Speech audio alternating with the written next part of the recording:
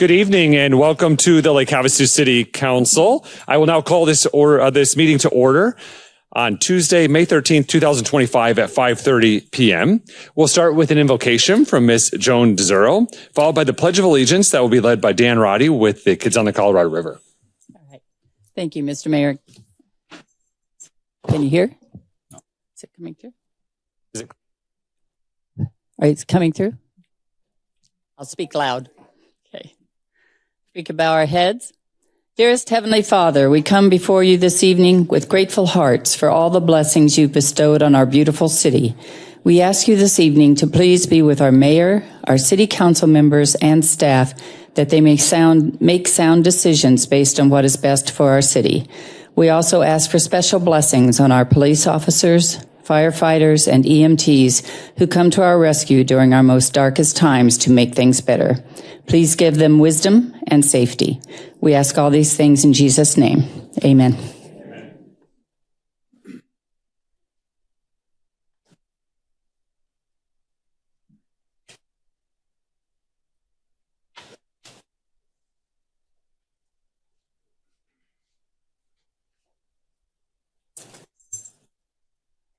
I pledge allegiance to the flag of the United States of America and to the republic for which it stands, one nation, under God, indivisible, with liberty and justice for all. Thank you, and welcome Mr. Roddy from Kids on the Colorado River. If you would like to share a little bit about your organization. I would indeed. Thank you, Mr. Mayor. Esteemed council members, we appreciate the opportunity to come out today and take a few minutes of your time to talk about Kids on the Colorado River. The highlight that we bring today is the Criscordia Award, which was presented to our organization by Arizona Forward, which is the most prestigious environmental awareness advocacy group in the state of Arizona. Our group was selected over 13 other finalists just in this category.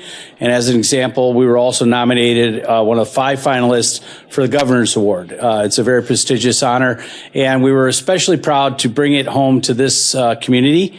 We were up against nominated groups from the city of Phoenix and many other larger outlets, and especially with our being a 501c3 that is funded solely by the support that we get from local people, the Rotaries, the Kiwanis, the local businesses, the different efforts that we get.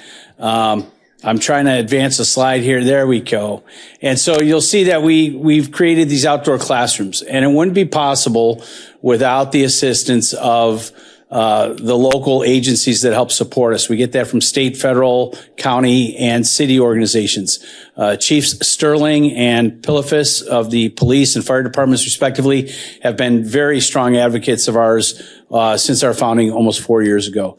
This also takes place with great support from the good folks at the Lake Havasu Unified School District. And we're very proud of the fact that this past season, we were able to expand that to offer it to every middle school in our community, highlighted by our desert program this past March, where for the first time ever, we were able to also welcome the special needs students to experience the outdoor environment and learn more about the history of our town and the different things that are available to people in our community. We take a lot of pride in demonstrating for people the types of careers that they can pursue and exceed and stay here in our local community as they grow older. I think that's exemplified by our board who we have here. Dan Delasantos, who's recognized widely as one of the Havasu pioneers. Mike Peters, who's a small business owner here in town. Hazel Hawkins, who works at Foothills Bank. Andrea Hellert, who is a graduate of Lake Havasu Unified School District and has been chosen to be the commencement speaker at tomorrow's ASU Havasu commencement.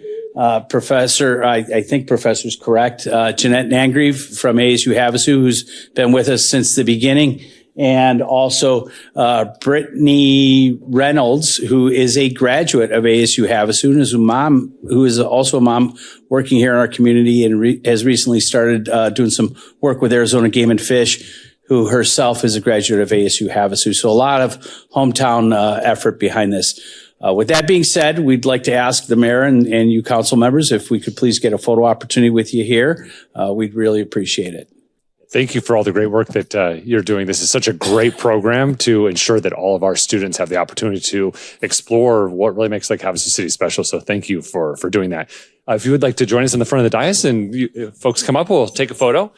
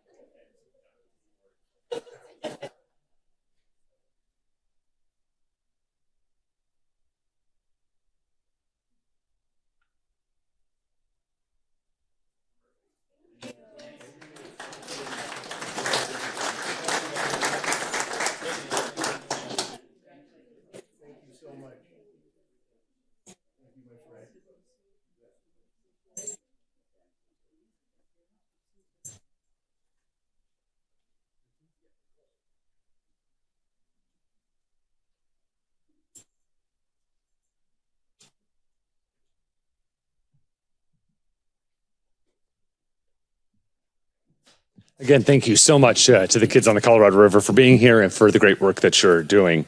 Item 4 is our roll call. Ms. Williams, if you please call the roll. Council members Nancy Campbell. Here. Jenny Koch. Here. Jim Dolan. David Diaz. Here. Cameron Moses. Here. Vice Mayor Michelle Lynn. Here. Mayor Cal Sheehy. Here. Thank you. Thank you. Item 5 is our consent agenda. Would any of the council members like to remove any of the items for separate discussion? Mayor, Councilmember Koch, motion. please. I move that we approve the consent agenda as presented. Second. We have a motion from Councilmember Koch, a second from Councilmember Moses. We are ready to vote.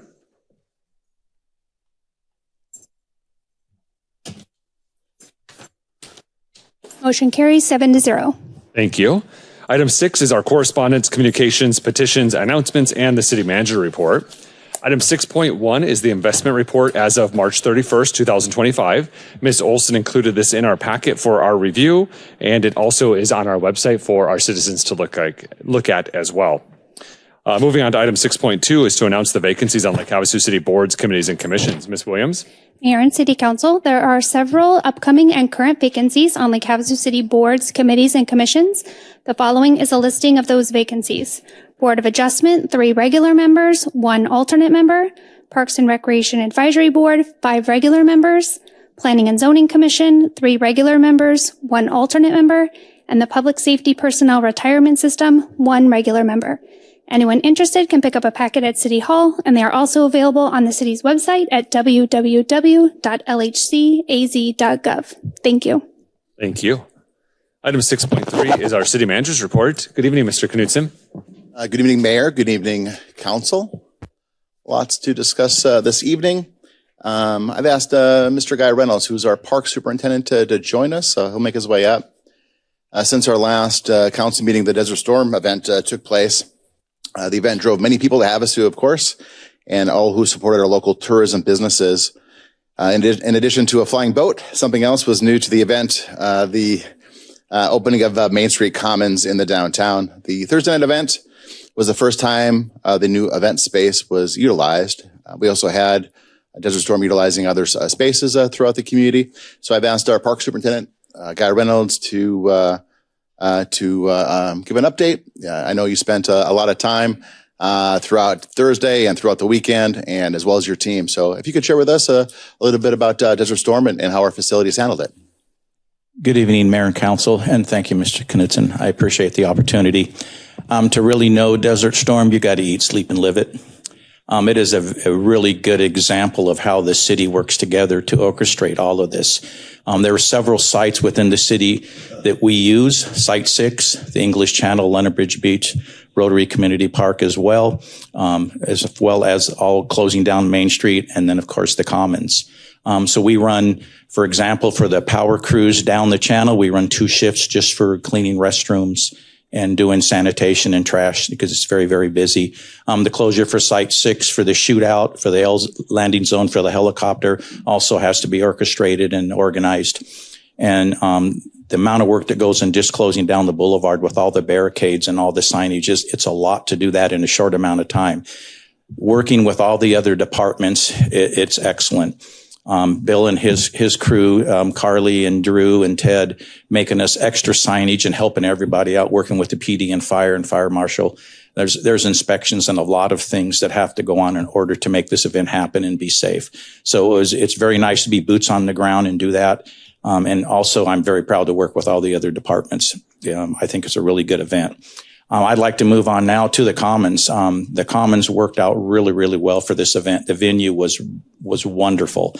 They were accessing off of the boulevard, off of Quirio, up through the middle of the promenade.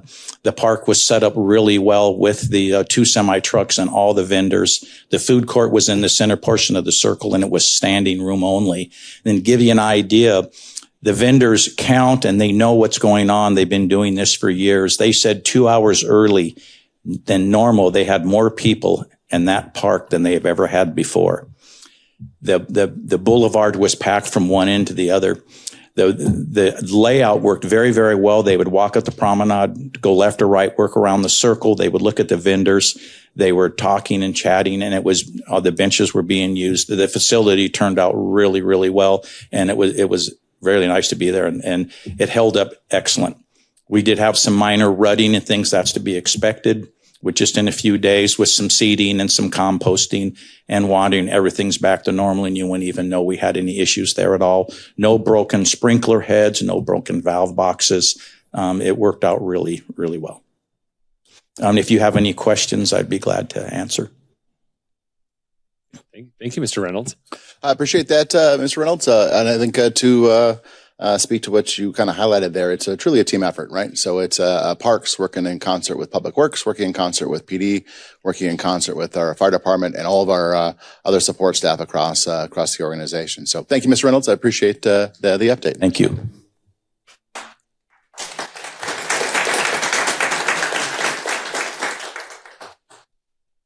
We had National Police Week. Was May 11th through the 17th. And as Lake Havasu City, we proudly recognize the week by lighting the London Bridge blue in honor of our law enforcement community and our professionals.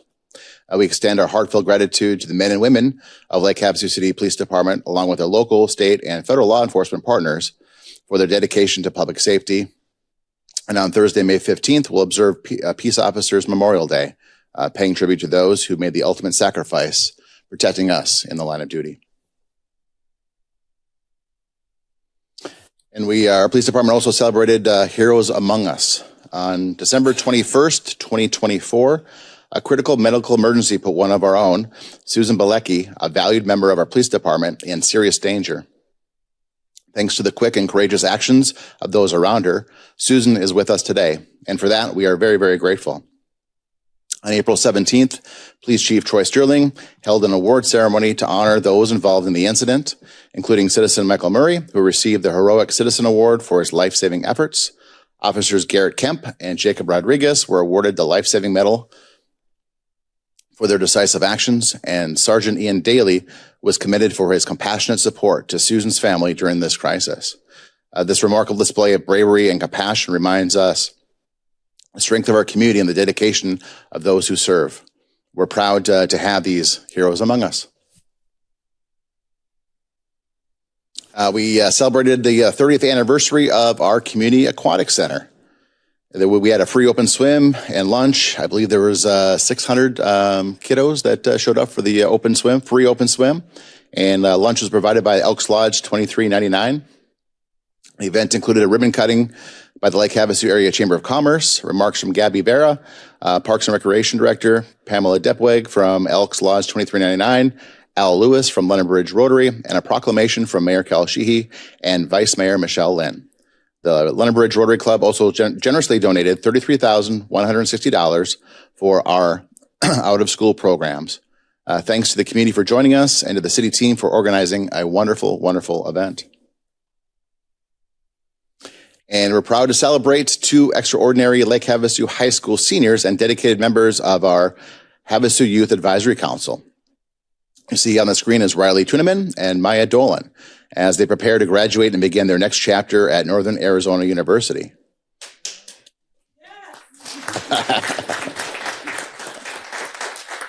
Riley will pursue a degree in nursing and Maya will major in education. These inspiring young leaders have left a lasting impact on our community, and we know they'll continue to do great things. They were recently honored with certificates for the dedication and service to the community, presented by Mayor Sheehy, Vice Mayor Michelle Lynn, and Councilmember Jim Dolan. Congratulations to you, Riley and Maya. Your city is cheering you on.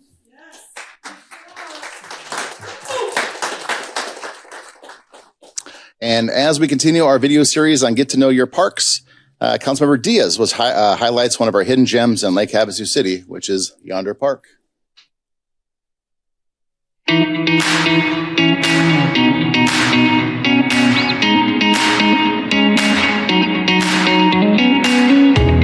Hi, I'm Councilmember David Diaz. I'm here at Yonder Park, located at 3884 Yonder Drive. This park is one of Lake Havasu's amazing neighborhood parks. Did you know that Yonder Park was developed in 2004 through a collaboration between the Lake Havasu Area Chamber of Commerce Leadership Development Class and the Lake Havasu City Neighborhood Parks Foundation? This partnership transformed the area into the vibrant community space we see today. The park offers a variety of amenities, including a playground, bocce ball court, half-court basketball area, horseshoe pits, shuffleboard court, and a short walking trail. It's a perfect spot for families and friends to gather and enjoy the outdoors. Yonder Park is a great example of how Lake Havasu City brings neighborhoods together. Come check it out and make some memories of your own.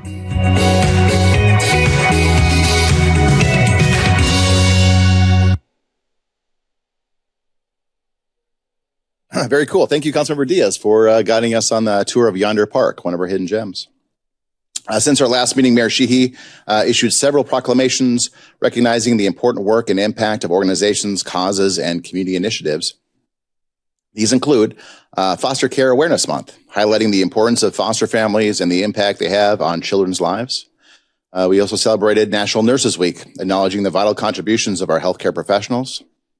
National Donate Life Month, promoting the importance of organ and tissue donation. My favorite is Municipal Clerks Week, honoring the essential role of municipal clerks and local government operations. We also identified and celebrated Cancer Survivors Day, celebrating the strength and resilience of our cancer survivors here in Lake Havasu City.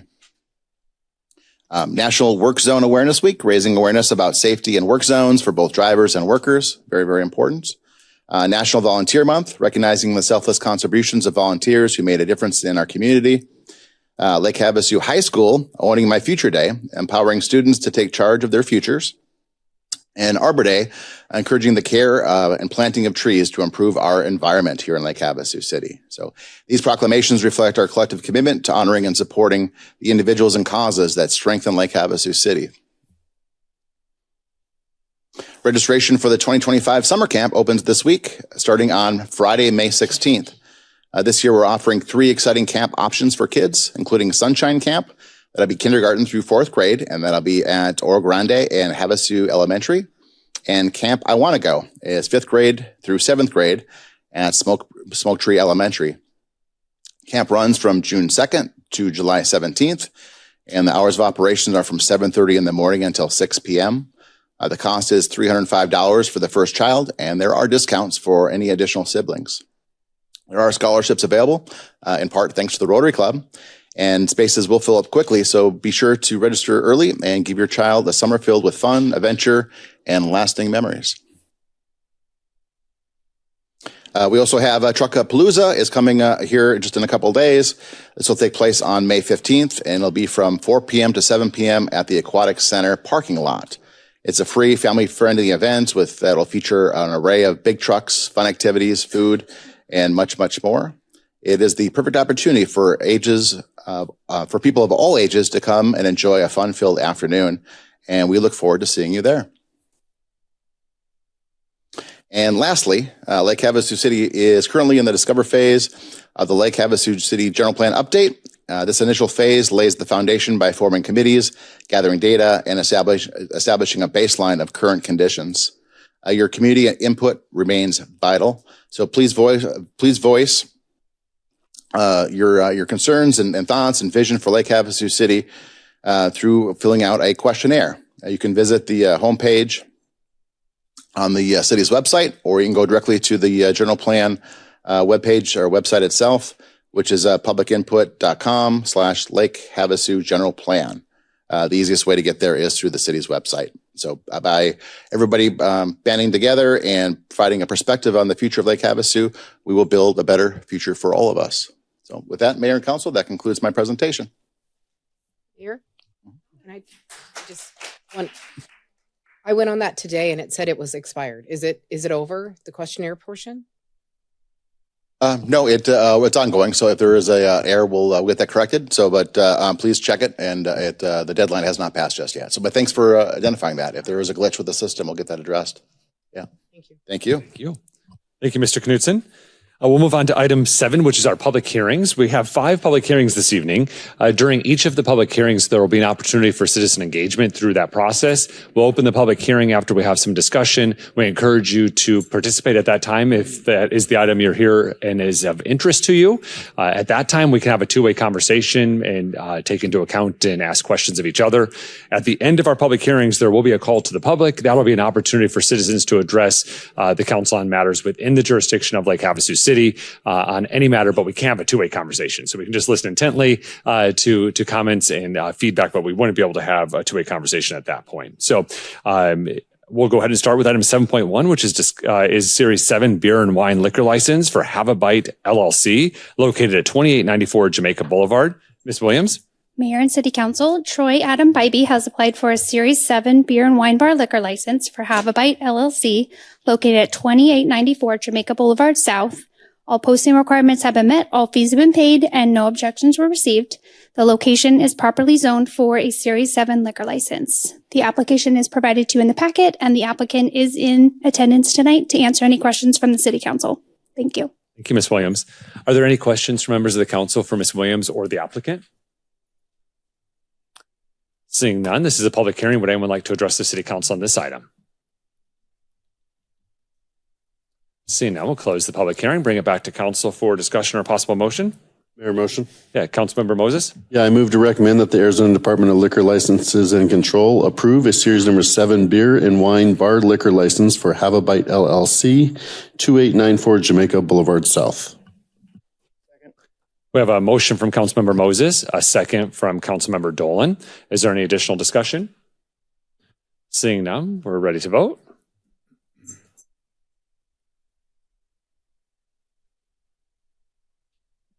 Motion carries 7-0.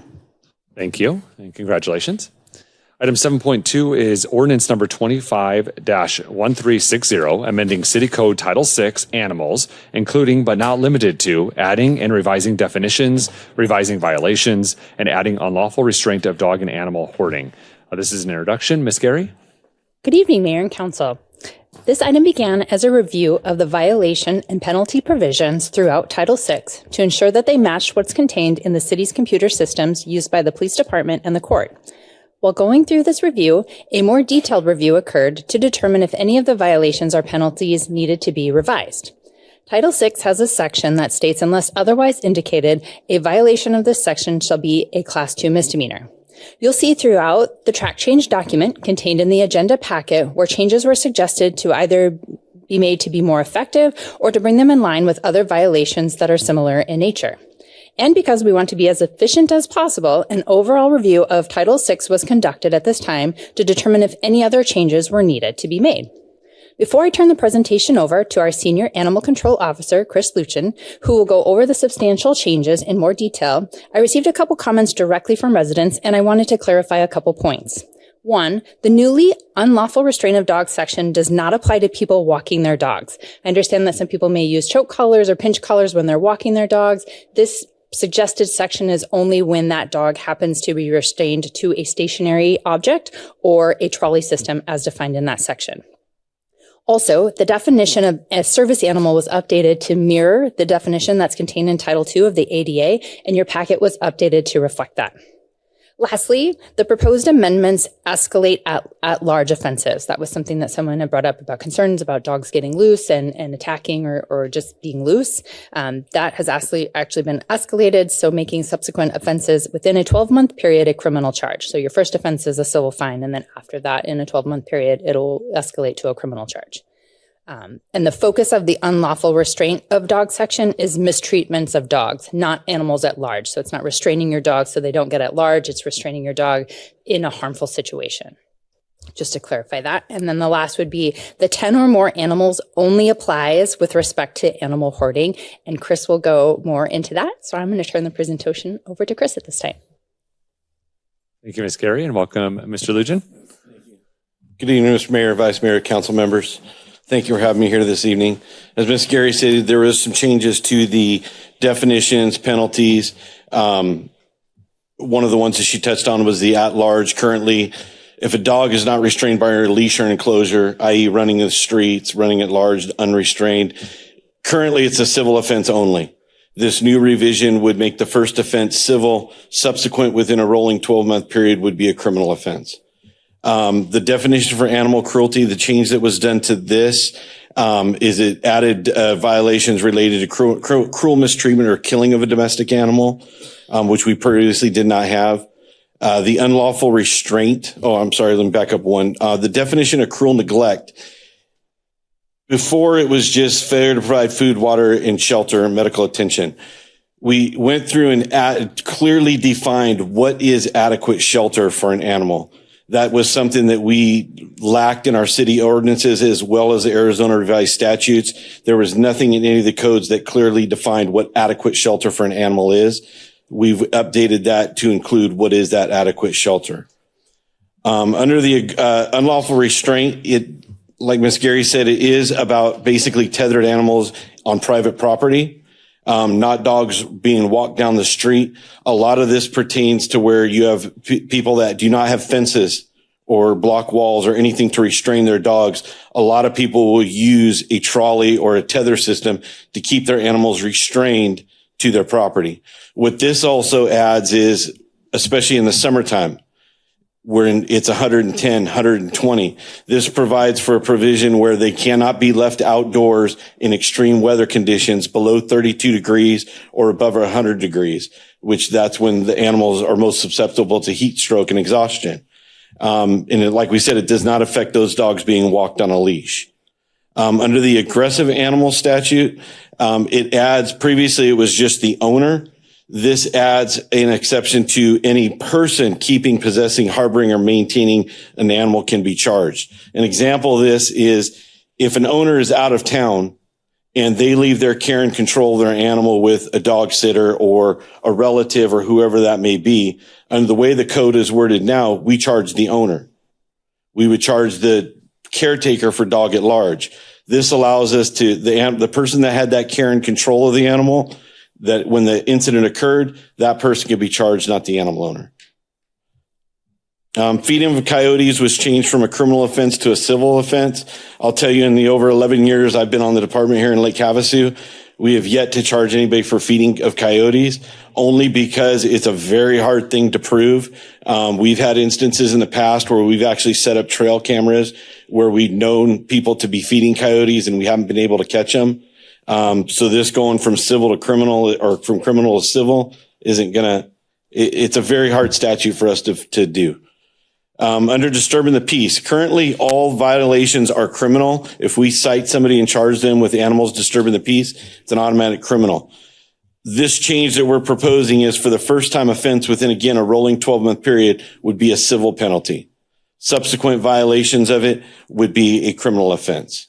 And keep in mind, there's, especially with disturbing the peace, we do everything we can to work with animal owners before we ever issue a citation. A citation is sometimes where we're giving them suggestions, giving them things to try. We'll issue a notice of violation, giving them time to correct whatever issues may be before we issue those citations. So this first offense where we issue a citation would be civil, not criminal. And under the new animal hoarding ordinance, again, like Ms. Gary said, this applies to 10 or more animals under the circumstances that injurious or help to the health or welfare of any animal or person. Unsanitary conditions, failure to provide medical care and or suitable water, food, or for the animals. Currently, with us not having a hoarding ordinance, a lot of this falls under our animal cruelty ordinance as they are right now. The difference with the animal hoarding ordinance is it also it provides penalties once convicted, that they're also subject to property inspections to make sure they're not having animals. And over the last couple of years, we've had several cases where we've had people with 20, 30, 40, 50, 60 animals that we've ended up seizing because they were in unsanitary conditions, weren't receiving vet care. And one particular person, we're pretty sure they still have animals, even though they're in violation of it. But during the course of the current probation terms, they're not subject to a property inspection, which leaves us not able to prove if they have animals or not. That's pretty much the major highlights of the statutes. I'd be happy to answer any questions that anybody may have. Thank you so much. Are there questions from members of the council for Ms. Gary or Mr. Lujan? Yeah, Councilmember Diaz. So explain to me why we can't do a property inspection. That's a court order that if you said that if they're already in court, they've gone through their little trial and it's part of their probation, you cannot inspect their property? Currently, the probation, tell me if I'm wrong, is it's unsupervised probation. They're not checking in with anybody. And a lot of the terms and conditions, it would have to specifically state in there under their terms of probation that they would be subject to property inspection, where that's not what it is currently. But if they're convicted under the hoarding statute, that would automatically become part of their terms of probation. The one last question I have is and Ms. Gary, you might be able to answer this. Is there not a law or an ordinance that you cannot ask someone if it's a service dog, if they have a service collar, which you could buy on eBay for $20? Service dog collar. That's correct. So that falls under the federal regulations. And so you can't ask somebody, a dog isn't required to wear any special vest. You're not required to provide any special licensing or proof of that dog. You can only really ask two questions. Is that dog providing a service for a disability? And what work or activity does that dog provide? So those are the only two questions that you can ask. If they can answer those questions, then it's considered a service dog under the ADA. And those are really the only questions that we would be able to ask. And that's actually also defined in our own policies and procedures in the police department. Mirrors that. Excellent. Are there any other questions from members of the council? All right. This is a public hearing, and we did have a few citizens reach out to speak on this item. You don't have to sign up, but we'll go with the two that signed up first, and then we'll open it up to others. So we'll start with Ms. Patty Gilmore.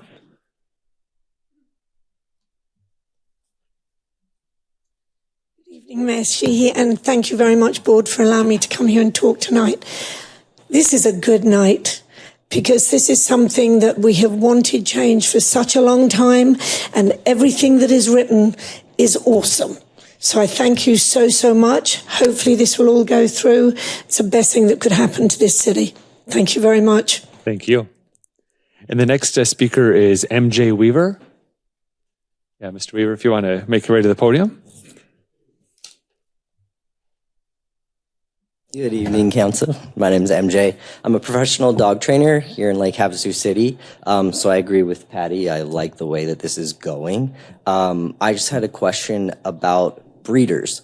Are they excluded from being considered hoarders, even though I guarantee they have more than 10 dogs, or does that fall under hoarding as well? Not all good, breeders are good breeders, just like not all rescues are good rescues. So I guess what provocations are coming into place to kind of separate those from the good versus the bad? Yeah, thank you for the question. Mr. Lynn, do you have an answer to that? I do. Breeders, as long as the dogs are receiving medical care, they're not living in unsanitary conditions as defined under the hoarding incident, that they would not be considered in violation of that. For that, any dogs over 4 months of age or older would have to be licensed with the city and vaccinated for rabies as currently required. But as long as they're living in sanitary conditions, being cleaned up after given proper food, care, and adequate shelter, they would be exempt from that. Not exempt, but they wouldn't be in violation of that.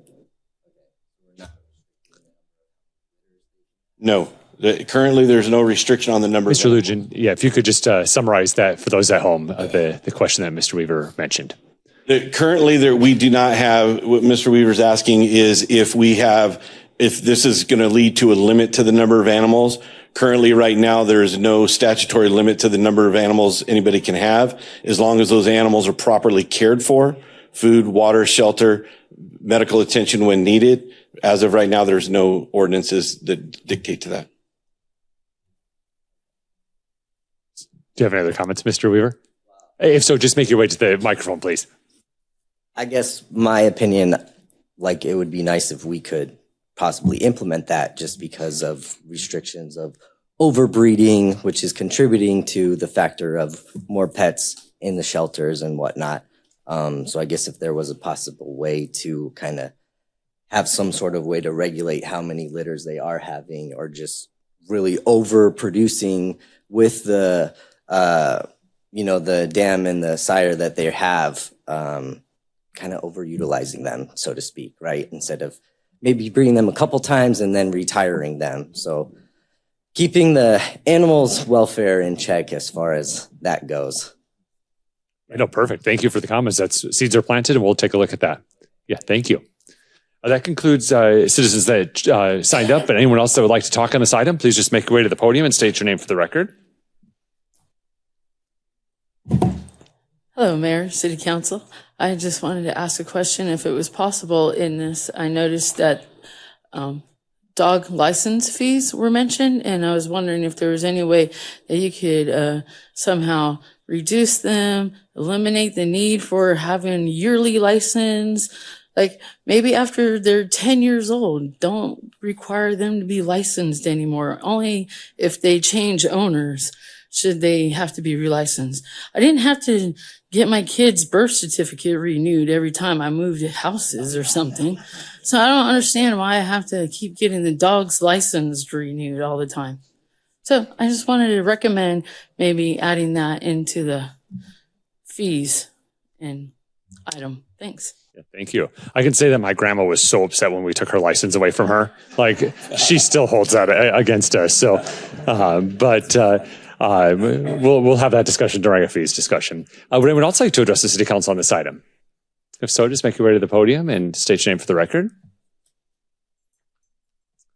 All right, we'll go ahead and close the public hearing, bring it back to council for any additional discussion or possible motion. Mayor? Yeah, Councilmember Diaz? Make a motion if no one else's discussion. Yeah, please. I had a quick question, if you don't mind, David. Yeah, sure. Sure, Councilmember Moses? Yeah, thank you, Mayor. Under the livestock and poultry confinement, I see that we're striking if the stables become unclean or unwholesome. Why are we striking that? Isn't that? Am I reading this wrong? Yeah, that's section. It is. I'm sorry. 6.20.020, livestock and poultry confinement. Towards the end, chapter 6, under miscellaneous. Councilmember Moses, as there's now a new definition of adequate shelter. So instead of just saying unclean or unwholesome, we're now referring to the newly defined adequate shelter, which goes into more detail of what would be acceptable. A little more concise. All right. I appreciate that for the clarity. Any other questions or comments? All right, Councilmember Diaz, if you want to make a motion. Yes, I'd like to make a motion to introduce ordinance number 25-1360, amending Title 6 Animals. Second. We have a motion from Councilmember Diaz, a second from Councilmember Campbell. Is there any additional discussion? Hearing none, we're ready to vote.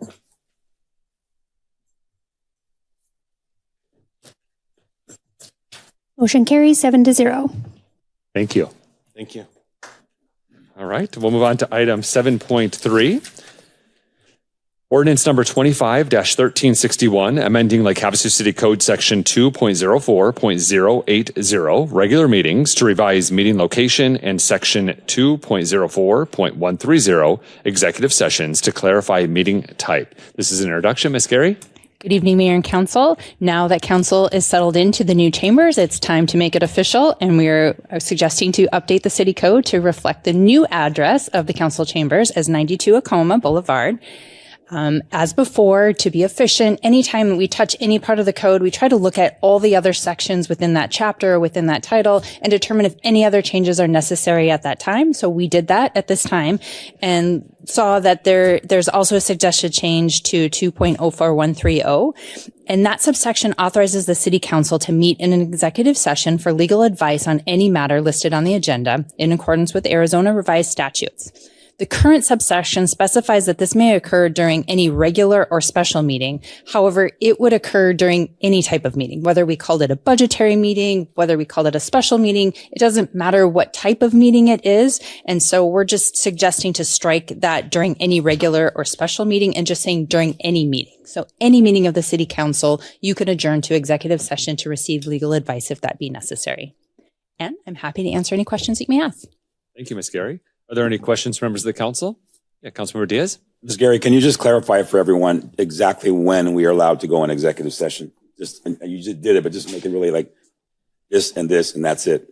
Yep. So under the Arizona revised statutes, I believe there are now 8, maybe 9 different instances in which the city council can go into an executive session. Some of those, the most common is for legal advice, but some may other be for contract negotiations or for release of confidential information. It has to fall under one of those categories in order for council to be able to adjourn to go into an executive session. And so this particular legal advice is just any time that you have any agenda item. So say the next agenda item or even this agenda item, you wanted to ask me a legal question, but you wanted legal advice, and we do legal advice usually in executive session. You could make a motion right now to adjourn into executive session to get legal advice and for legal advice only, and then come back out into the meeting and proceed. So that's what this is based on for that particular type of executive session. But for all the other categories, it specifically has to be agendized, and we go through the same kind of notice that we would for any other kind of meeting. Thank you for that clarification. Are there any other questions or comments from members of the council before we open the public hearing? All right, this is a public hearing. Would anyone like to address the city council on this item? If so, just make your way to the podium and state your name for the record. Thank you. Hi, Mayor, City Council. When Ms. Gary said that you go into different types of executive sessions, and then this one that you guys are trying to clarify are the ones that are held during meetings. But if you have an executive session different from the city council meeting, what kind of executive session is that called then? Yeah, so any executive session that we might have, as Ms. Gary mentioned, a contract negotiation, an employment agreement, a purchase of property, we need legal advice for something, that would be agendized on the regular agenda. You would see it on our website prior to the meeting. The code section here, that's in the same code section. So that is defined as an executive session of the city council may be scheduled as requested in accordance with chapter 2.04.280 of our code, or by the city manager or the attorney by notifying the members of the council and the public of an executive session in accordance with Arizona open meeting law. That's that definition you're asking about right now. Then section B in the same section is that during a council meeting, any council meeting that we have, so whether it's a budget work session, a special meeting, a regular meeting, that we can adjourn to executive session for and receive any legal advice on the matter listed on that agenda pursuant to the Arizona revised statute that defines that in the code. Thank you. You're welcome. Would anyone else like to address the council on this item?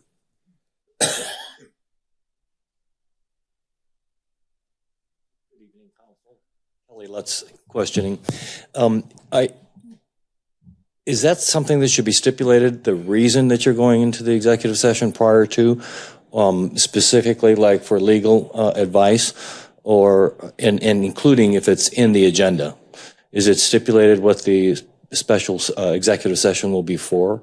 Yes. Okay. Yeah. So in section A that I just went over for Ms. Toy, that's agendized. It would say, it would give the idea of what it was. Yeah. And then in section B, which is the change to this particular code, I believe you've actually been to a meeting where we've adjourned. So generally the audience watching at home or in attendance knows the direction of the legal advice the council might be seeking based on the way that the discussion is going. So yeah, thank you. You're welcome. Would anyone else like to address the city council on this item? Seeing none, we'll close the public hearing, bring it back to council for any additional discussion or possible motion. Yeah, Councilmember Dolan? Yeah, please. Ordinance number 25-1361, amending city code sections 2.04.080 and 2.04.130. Second. We have a motion from Councilmember Dolan, a second from Councilmember Moses. Is there any additional discussion? Seeing none, we're ready to vote.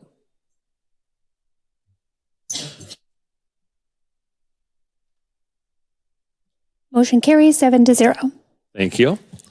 Item 7.4 is ordinance number 25-1362, approving a planned development rezone and general development plan of 2250 Marina View Avenue, tract 2399, block 1, lot 75, approximately 2.31 acres from mixed-use neighborhood plan development to mixed-use neighborhood plan development, retaining the previously approved maximum allowable building height of up to 60 feet, applying single-family residential R1 setback standards and exempting the requirements of City Code Section 14.02.04, point A, point 4, point B.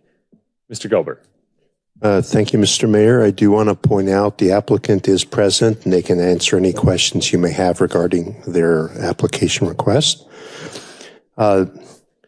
The area map is up on the screen. The subject property is 2.31 acres of vacant land located at 2250 Marina View Avenue in the Havasu Riviera Master Plan Community. On the zoning map, the subject property and properties to the south and west are zoned mixed-use neighborhood, MUNPD, and developed as single-family residential uses. The property to the north is state-owned land zoned public facilities, P1. The property to the east is zoned mixed-use general MUG and developed with a neighborhood pool and an additional vacant parcel. The 2022 General Development Plan I have up on the screen right now. The previous General Development Plan approved on the property in 2022 anticipated a higher density townhome development, which was never built. Have the proposed general development plan for this application up on the screen. The applicant's attached letter of intent requests to amend the existing plan development, general development plan to replace the higher density townhome development with a total of 8 lower density single family residential lots. If approved, these lots will need to go through the full platting process before permits can be issued. Requested exceptions by the applicant in the letter of intent.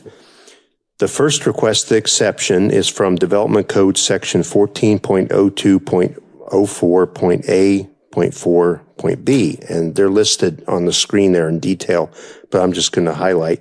Has 5 standards generally pertaining to development standards specific to the MUN district, including providing a direct path from a building door to a sidewalk, requiring non-residential uses on ground floors, window transparency requirements on bottom floor, curb cuts, and on-site loading requirements. The second requested exception is to retain the previously approved 60-foot maximum allowable building height from ordinances numbers 18-1191 and 22-1281 that impacted this property.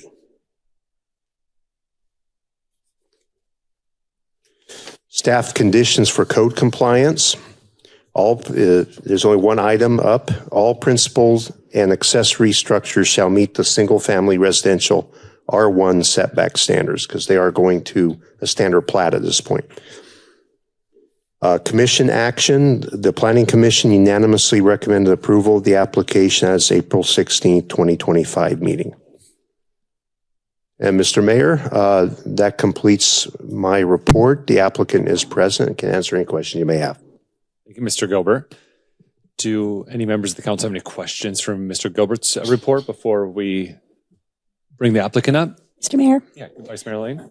Mr. Gilbert, can you tell me this specific parcel, how many times it's been rezoned from the original 2008? How many times did we rezoned it, and what were those rezones each time? From what we can tell, the original zoning, I'm going to go back to it here. The original zoning was contemplating the idea of a hotel, and that's why it was MUN, along with other related stuff around it. The next rezone, that was for the area. The whole area was done 35 acres, MUN. And if you notice, everything around this property is now single-family housing in an MUN zone. So this is not inconsistent with the single-family in the area. It's just be bigger lots than what's around it. The next rezone was specific to the property itself, and that was for the intention of that, which I have up on the screen, which is the townhomes. And that concept was never constructed. The applicants can explain why they moved on from that in more detail. Okay. I guess, and the second question I have, the original general plan that we have, it was for it to be that commercial hotel, correct?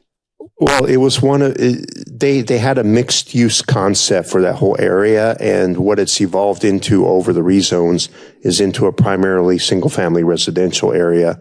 And there are reasons for that, which the applicant will be more than happy to talk about. I understand that. I'm just asking, the original general plan, though, that is what it was supposed to be. Was for more mixed use activity, including commercial, yes. Was there, do we have history on there's a reason why we did that, correct?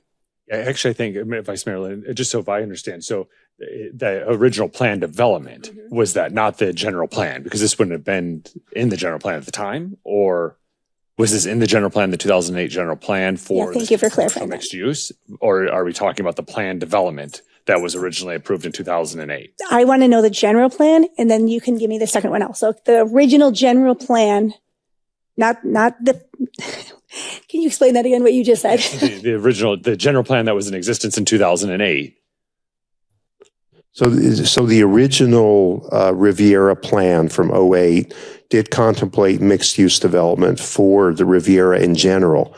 It doesn't look today like that original plan. It's been amended, and a lot of the amendments appear to have happened due to market forces. And the applicants have been tweaking their project regularly as they move from phase to phase. And this is another portion of that.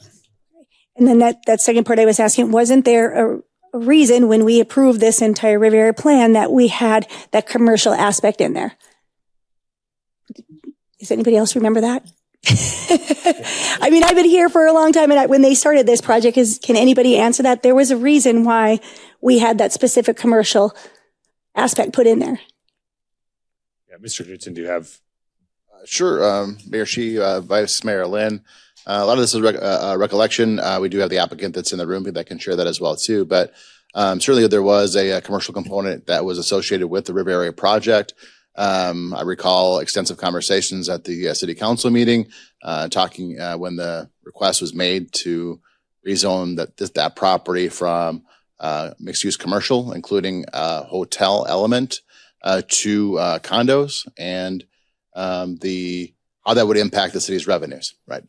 Bed tax, sales tax, as opposed to property tax on a residential property, was a significant difference between from that perspective from the original plan. That was the answer I wanted. Okay, thank you. Yeah. Does the applicant want to make a presentation? Yeah.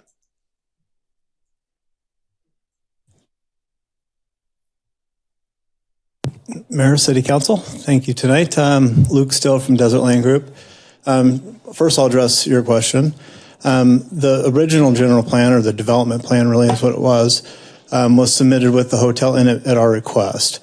We did try and make that come to fruition for the better part of 4 years. Could not get a hotel to commit to that, so we then downzoned it.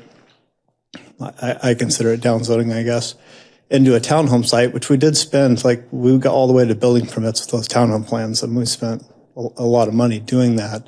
Unfortunately, that went through two different buyers. They priced out what it would take to build those versus what they thought they could sell them for, and they backed out of escrow. So now we have an active escrow with a buyer that wants to do this plan and partner with our side on it.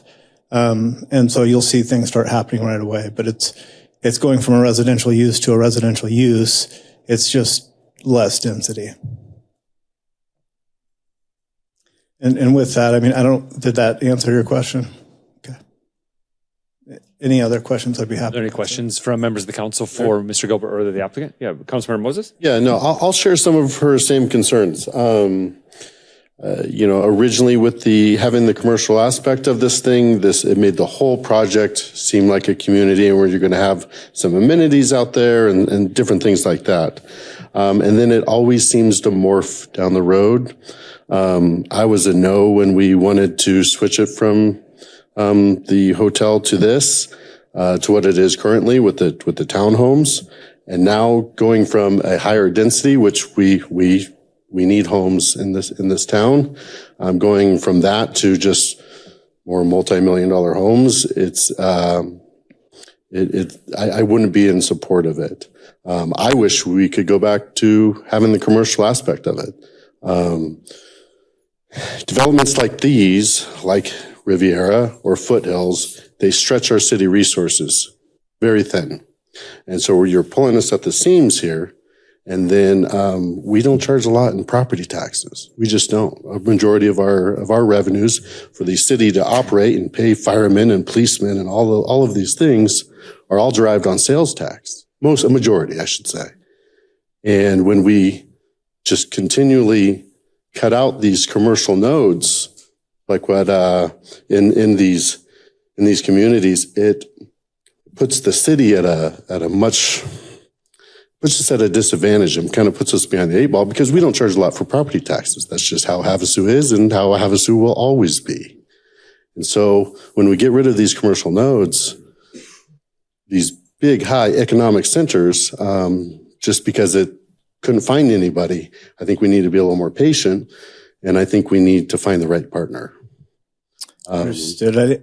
Is that a question, or is that? It's my statement and feedback to you, and hopefully that I can convince you moving forward that we can do more things like that. If you want to respond to it, great.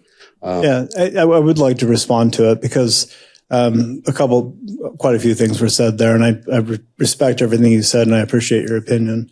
We have rezoned in Riviera two different things. One of them being where we're going to put storage. That was always the plan. The city has now changed the way they look at zoning for that. So we've been forced into going back and rezoning that to keep the same use that we always intended. That's one of the zonings. The other zoning was going from this hotel to a residential use, which has already occurred. We tried to make that hotel work. And so I agree with what you said, but it does require the assumption that a hotel wants to be there. And we were never able to attract that hotel. So I understand what you're saying, and in an ideal world, we would have made that happen. That was our original plan. But there's a lot of uses allowed in a mixed use. You can have apartments and commercial down below. There's a lot of creative things we can do. And this just seems like the easy route to build $1 million homes for. I haven't gotten quite to that yet. That was another issue you did throw out there, but these were going to cost somewhere in the neighborhood of $700 or $800 a square foot to build. They were going to average 2,900 square feet. That's not right. 2,600 square feet. So they were going to cost somewhere in the neighborhood of $2.5 million, which is why people backed away from building them. They were never going to be, and Riviera was never going to be an affordable option. It was going to provide jobs that stoked more people coming to town that needed more affordable housing options. And I totally agree that that's a significant issue in the city that we're more than happy to jump in and try and help solve. That's not what we specialize in, but I see the need for the city. And from just a volunteering standpoint, that's a big issue, and I'm happy to help with it. But Riviera was never planned for that. And what we're asking for now is going from 17 homes to 8 homes. But with what Lake Havasu has been averaging over the last 3 years, I would expect around an average of $400,000 per permit. 400 permits per year, probably a little less than that, but that would equate to 500 million in permits. Just this little project is going to be $30 million in permits. So I understand that you guys don't get a lot of revenue off the tax income that comes in, but this is a pretty significant project, and it's what the market wants, and it's what we have a contract to do right now. And so that's why we're asking for it. Are there any other questions from other members of the council? Yeah, Councilmember Diaz. And I think we're kind of like in the same situation you are. And someone mentioned the foothills also. A little laryngitis, I'm sorry. But, you know, the developers come in and the people that get in on the ground floor of these developments are told there's going to be commercial, there's going to be a hotel, there's going to be a restaurant. And then it gets rezoned, and now it's just all residential. We had that same issue happen up in the foothills. I hear from the citizens all the time. And I'm hearing some same thing about the Riviera. So I know you're saying we're going from X amount of residences or dwellings to down to a smaller amount, but it's still, the square footage is still all there. You're still taking up land for residential. I have a hard time with this one because I understand what Councilmember Moses is saying. It seems like we couldn't get a hotel, we couldn't get a restaurant. This is build more houses on it and change it from commercial to. I was on the plan and zoning when we did change it to the townhomes. And nothing ever came of that. So that's my input. Yeah. I appreciate that. I would like to respond to that if I could. Yes. So we did downzone when you were on the planning and zoning, and we did put money into that effort. It wasn't like we did that without having the intent of moving forward with that. And as it relates to the commercial use, what we're getting rid of in the overall master plan is 100 hotel rooms. That's what it was originally planned for, which is significant, but there's 3,200 hotel rooms in town. And there are other areas that hotels are deeming a higher and better location for what they want to do. So it was hard for us to bring that to fruition. But what is happening is a lot of commercial uses are going down to Riviera on the water at the marina, because they see that as a more attractive location for their business. And part of that is that there's a neighborhood behind it that will have 500 homes. And one of those things that's coming is a large restaurant. It'll be the largest restaurant in town. But they're doing that because of what's happening in the homes. So I would just say that I agree with you that in an ideal world that we would want that hotel. That's what we originally tried to do. But things are morphing in a lot of directions that we didn't expect. One of them being that the marina is very, very successful, and it is attracting a lot of third-party businesses that want to partner with the marina. So, and part of that's based in the neighborhood. Thank you. Before we go to Ms. Campbell, I just want to make sure that we frame this real quick. We're molding a lot of conversations together of what was, what we thought, and what could be. Right now, the hotel's off the table. We already rezoned that to 17 housing dwellings. So all they're asking is the plan development component. Like it's already approved only for housing right now in that plan development that was already approved. So this would be lowering the density down to 8 from the 17. So we can't go back and say, well, we wish it was a restaurant or it was a hotel or this. We could say those words, but that's not even what the possibility is right now. It's already as a planned development for residential uses. The change, if you see, we're going right from residential or mixed use neighborhood plan development to mixed use neighborhood plan development. It's the plan development component. So I just want to make sure I frame that because it's already the only option now is housing. Do we want to force the 17 townhomes, or are we willing to consider a rezone that's coming at a 7-0 recommendation from planning? I could address what you just said, and I agree with you in a bit. But I think we could do is, since we rezoned it from a hotel to the townhomes, as Mr. Moses said, why don't we think outside the box and be a little bit creative? And maybe this area was considered a good commercial area before we rezoned it to townhomes. So why don't we get a little creative, not us, but the developer, get a little creative and try to attract some other commercial. It doesn't have to be a hotel. It could be something, like we talked about, condos and businesses below or something, but I'm just saying we could get a little bit creative instead of going right to let's just make a big multi-million-dollar homes. So. Right, but we already did that. They don't have the hotels off the table. We don't have that ability. So they would be right in front of us again with this uncertainty to have to change to allow for something else creative. I just that's where we find ourselves with the current zoning. That's all I just want to make sure we know. Do we not have the ability to go back to I'm saying going back to a hotel, but to take it from this and go back to a commercial type of mixed use commercial development with an application from the applicant. Yes. Okay. Mm-hmm. Right. Yeah. Councilmember Campbell. I have a different perspective on this whole thing, and I just wanted to throw it out there. And the perspective is this, is when the Riviera started, it was decades ago. How many years ago when the Riviera started? I mean, 20 what? 20 years ago. 20 years. And I'm sure the vision has changed numerous times. And so many people are saying we want high density here and high density there. And let's put a how many room hotel in there? It was going to be 100 rooms. 100 rooms. And I happen to be the one that gets to see the infrastructure under the ground. I get to see the main water line breaks all over our community. And I'm for a little bit more less density until we actually get our infrastructure in place. And so right now, I know what your main line looks like going into the Riviera, and more density hotels, big commercial nodes makes me nervous until we can make sure that our infrastructure is safe throughout our community. So as things have changed a lot, I probably would like to see less density down there. I know that there are community members and owners down that are disappointed that the plan has changed. And I know that there's many up in the foothills that are very unhappy on the way it went. And I would hope moving forward that we'd always be mindful.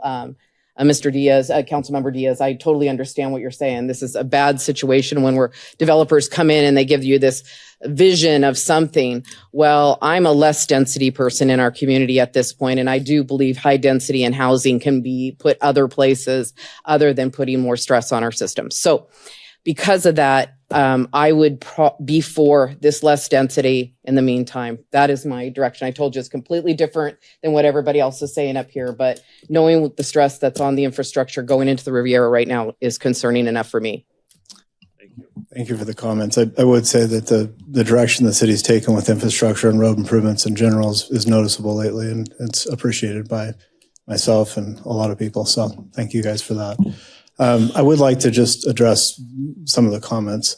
One of the things that happened when we did rezone it down to a lesser density is we told people that were buying around it that that's what it was going to be or something less than that. What they don't want to see now after they've made a purchase is us going back to a commercial type of a use. So that probably isn't realistically a feasible option for us. And on top of that, I heard you say it was a good location, but that never really proved out. And there is going to be a commercial use there, just so everybody knows. We are building a sales office, a design center, and potentially a restaurant type component on a second floor is what we have designed right now that we've met with the city about. So that is happening. And then further back in the community, we're dedicating portions of what was going to be storage and ancillary components to the master plan to a larger family center that'll have a couple pools and a fitness center and some of those types of things. So to your point, it has morphed over the years. It's morphed based on what the demand is telling us from the market. And that's simply what this is right now. And that's where we're at. And we do have a viable buyer that's going to close in 10 days if this gets approved. So when that happens, there's a money injection and things actually move forward. And I have heard the comments, and part of it comes out of being disappointed that things that were planned didn't come to fruition. And I understand that. Trust me, I'm disappointed as well. But here's where we are now. And this is something that come to fruition. So, Mayor, the only other comment I'd like to say on that is I think it was a long time ago. We were talking golf courses and environmental centers and everything. It's all just kind of warped. And but I'm going to definitely be supportive of less until the infrastructure's in place. There's literally an under road infrastructure built for a golf course. So that wasn't just all talk. Mayor? Yeah, we'll go Councilmember Moses, then Councilmember Dolan. Oh, sorry, Jim.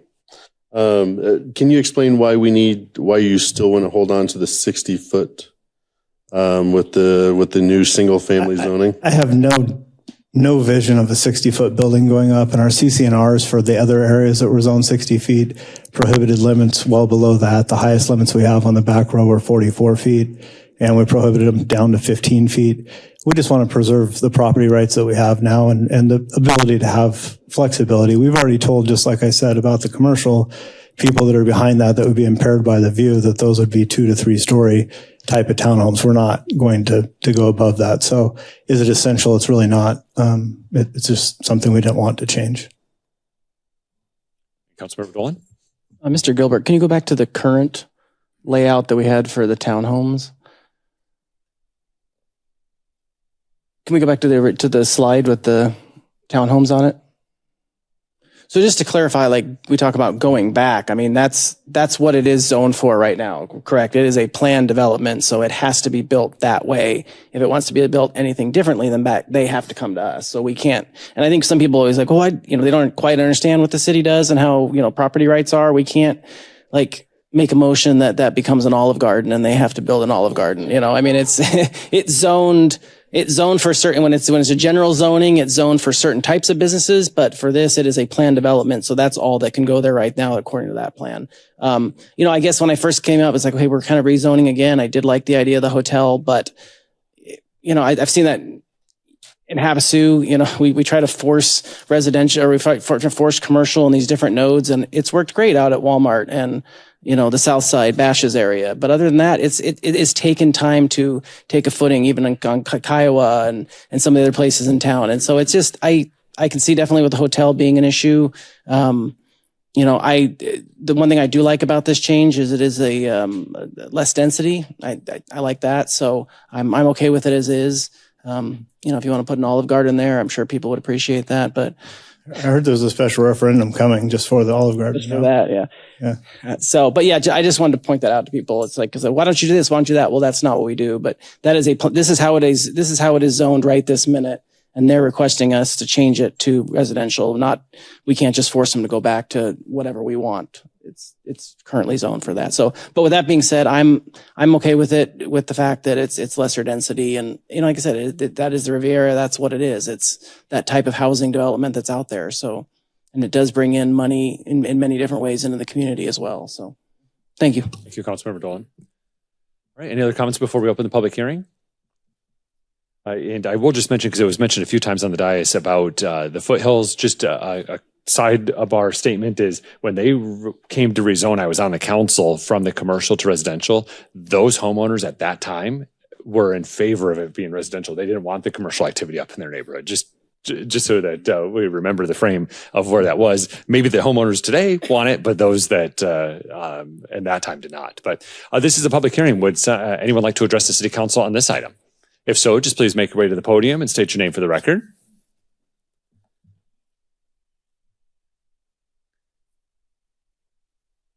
Hello, Mayor and Council. I had a weird question in regards to what Miss Nancy said about the infrastructure in the Riviera. If the Riviera is a new area and they have multi-million-dollar homes over there, and they've been responsible for their streets and everything, why is their infrastructure not up to par? Yeah, please, Councilmember Campbell. That is the main water lines of Lake Havasu City that run, we're talking the main water lines. Some places in our city, as you can see, the breaks around are continuing to break over and over. That one main water line that I have concerns about is heading to the Riviera. It's their main water line. So it's really within our city. And I would have to say that the Riviera has paid for their underground, their infrastructure, everything. As a developer, they have done all of that, but they connected into our city system. And as a developer or property owner in this community, we have the right to connect to our city system. And as the city's growing so quickly in the last 5 to 7 years, it has put in some burdens on our city, but we're doing the best that we can to keep up with it. We're very aware of it. And I do love the direction that we're going with it. It's a top priority, but to expect the developer to come in and repair a whole main water line in Lake Havasu City, it's probably not going to happen. Not on the city side, but on their side? It's already taken care of. Theirs is all updated, but they're connected to ours. Okay. And then the other question was actually Councilmember Moses asked it about the height difference. Thank you. Yeah, thank you, Councilmember. All right, thank you, Ms. Toy. Yeah, you do follow us to every meeting, so sorry for the confusion there. Yes.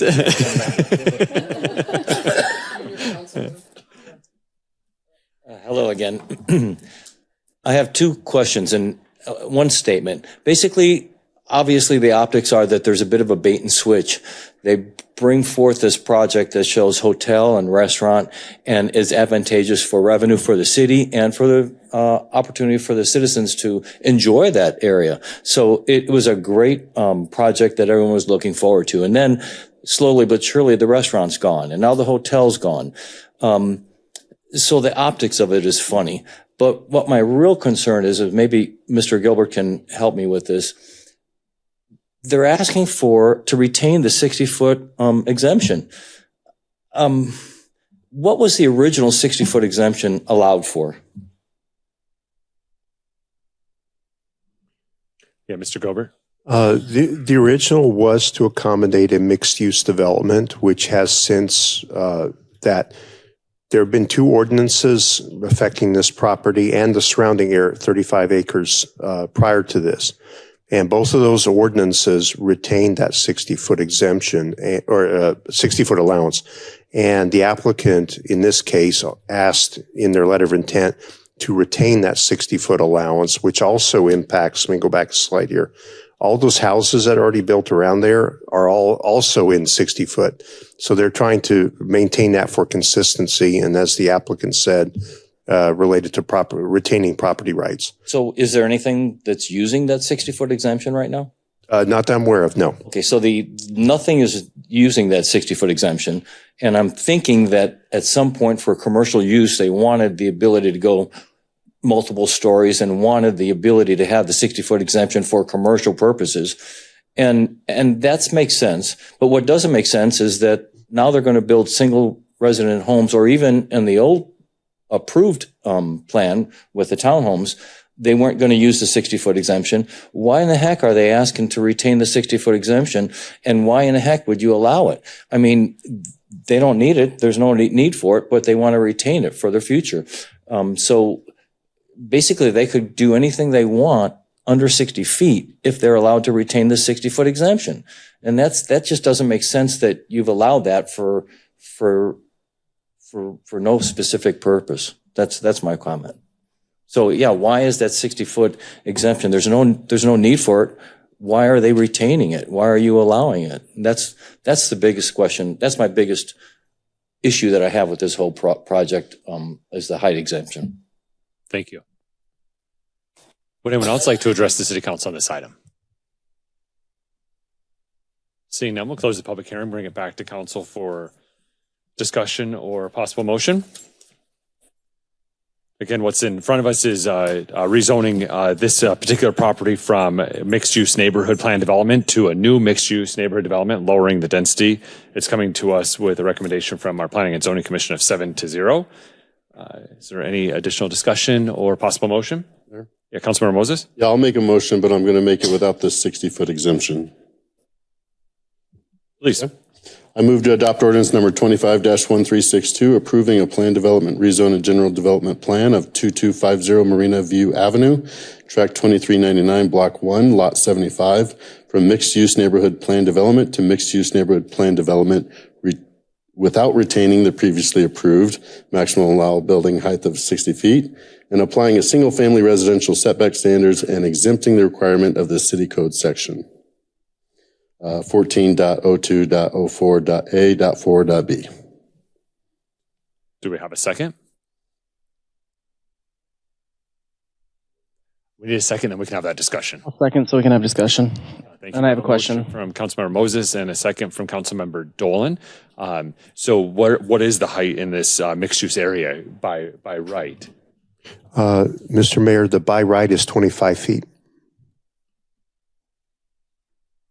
Councilmember Dolan, did you have a question as well? That was my question, because if we are switching to a plan development, they're submitting the plan development. So the new plan development, what is that based on? The footing, the height right now, and then does that then violate the PD as it's written, and does it contradict each other? I guess is my question. No, and I think the intent of what you're suggesting is not to grant something that's not going to be used. We have no intent to use it, and we don't. But 25 feet is not something that I would accept either. That would prohibit us from doing two-story stuff. If it had an RV garage underneath it, you wouldn't be able to come close to fitting within that number. The highest thing that we've allowed in Riviera so far to date is 44 feet. That's by us reducing it by our choice. Even though it was zoned for 60 feet in our CC&Rs, we reduced it further to 44 feet. If we're going to move forward with that, I really don't have an issue with it. I mean, to answer the question, I mean, why would we ask for that? Why would we give that up? but at the same time, it's not needed. So I'm okay to kind of compromise on that, but I'd feel more comfortable if it was 44 feet that we were accepting to. Mayor, I would have to say too, as a design, an overall design image, to drop from some of those there that are so high to have a portion of it that drops down to 25 feet. Visually, I don't think that would be as appealing, and it could actually get in the way of the second stories that you might want to have the view of. So I would do the recommendations of the 45-foot height that's equivalent to almost everything else in the neighborhood, if you feel that a reduction is a good idea. I'd be open to amending that to just be the 45. Is that what we're talking about? Yes. Yep. I'll second. Do you need me to re-say all that, Kelly? Okay, so we have an amended motion with building heights not to exceed 45 feet with a motion from Councilmember Moses that was seconded by Councilmember Dolan. Since I seconded it, can I recommend that he say it again? All right, so we have a motion on the table, and unless we have any additional discussion, we're ready to vote.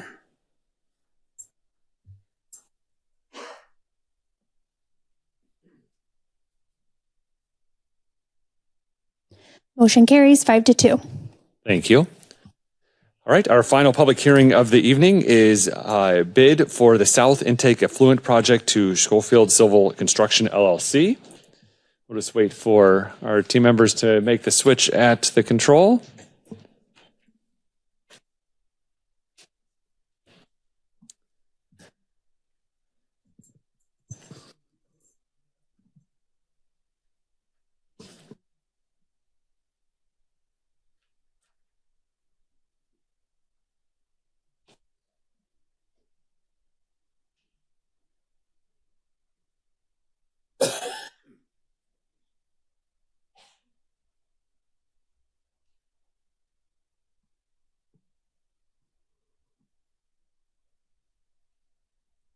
Good evening, Mr. Hart. Good evening, City Council and Mayor.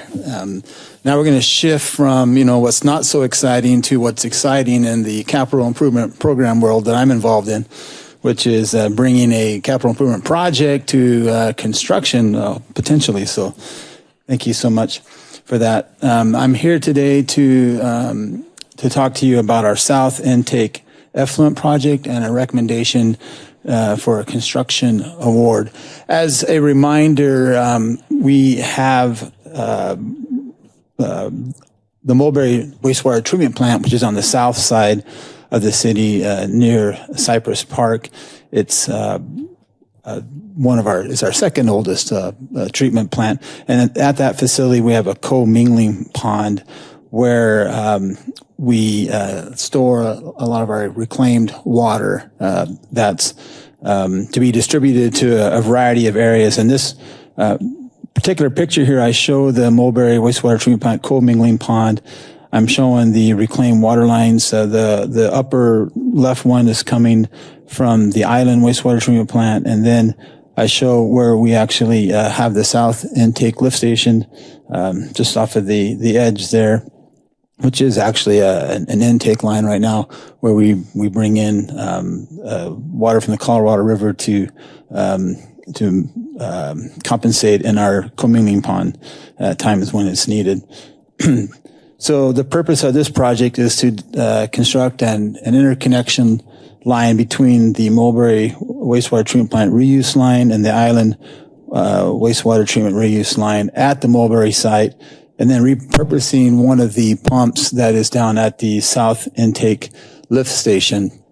And as you recall, we hired Jacobs Engineering to design the project for us, and we went out to bid on that project. The project itself is scheduled to take 4 months should you choose to award the project. The anticipated start would be December of 2025.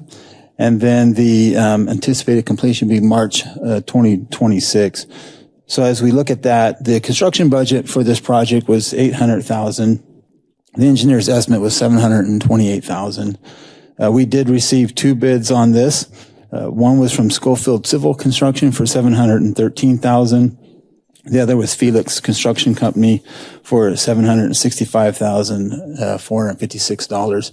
You'll note that I say if you should choose to award it, we would not be able to start till December.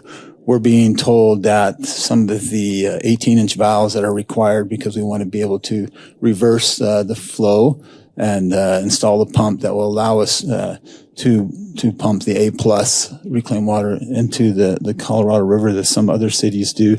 There's a delay there and of 30 weeks they're estimating to obtain those materials, which should it be awarded, they're going to try to look really hard to see if they can't find something sooner. But right now, that is what it's looking like. So I would recommend the construction contract be awarded to Schofield Civil Construction in the amount of $713,000. Any questions? Thank you, Mr. Hart. Are there any questions from members of the council for Mr. Hart? Yeah, Councilmember Moses. I had a lot of questions from the public. So this line will be that I just want to be clear for everyone because I'm sure that there's a lot of questions out there. So this line will be underground, right? It'll be the people, the users down there that go and use Body Beach won't know that it's there, correct? Yeah, the infrastructure actually is already in place. Mm-hmm. So I think a lot of folks probably aren't aware that we have an intake line that is actually already out into the Colorado River quite a ways, and there's a screen system set up, and we pull the water from the Colorado River to the commingling pond. And what this will do is at Mulberry Treatment Plant, where the two lines enter into the commingling pond, which the one line is from the Island wastewater treatment plant, and then that south intake line, we will connect those two lines in that confined area of the plant, all underground with the two new valves. And then we'll switch out a pump, which is down at the south intake, that will allow us to suck the reclaimed water from the commingling pond. Are there any other questions for Mr. Hart? Yeah, Councilmember Diaz. Can you go back one slide, please? So it looks like the engineer's construction, what's the $50-something thousand, $52,000 difference? Is apples between the two bids? Pretty much exactly the same. Yeah. If you were to look at the bid tabulation that was provided, you would see that probably the biggest difference is simply in the mobilization and bonds and insurance. So one company felt it cost more for them to come here. So. Right, this is a public hearing. Would anyone like to address the City Council on this item? Seeing none, guys, close the public hearing and bring it back to council for discussion or possible motion.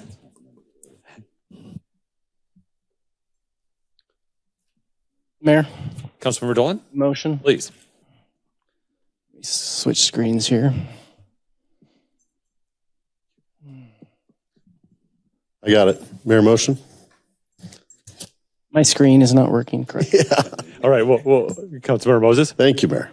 I move to award the bid for the South Intake and Fluid Project to Schofield Civil Construction LLC in the amount of $713,000. Second. We have a motion from Councilmember Moses, a second from Councilmember Koch. Is there any additional discussion?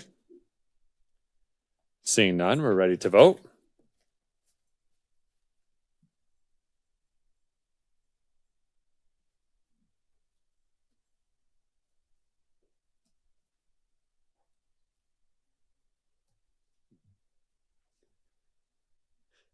Motion carries 7-0. Thank you. All right, item 8 is our call to the public. This is where citizens have an opportunity to address the City Council on items within the jurisdiction of Lake Havasu City.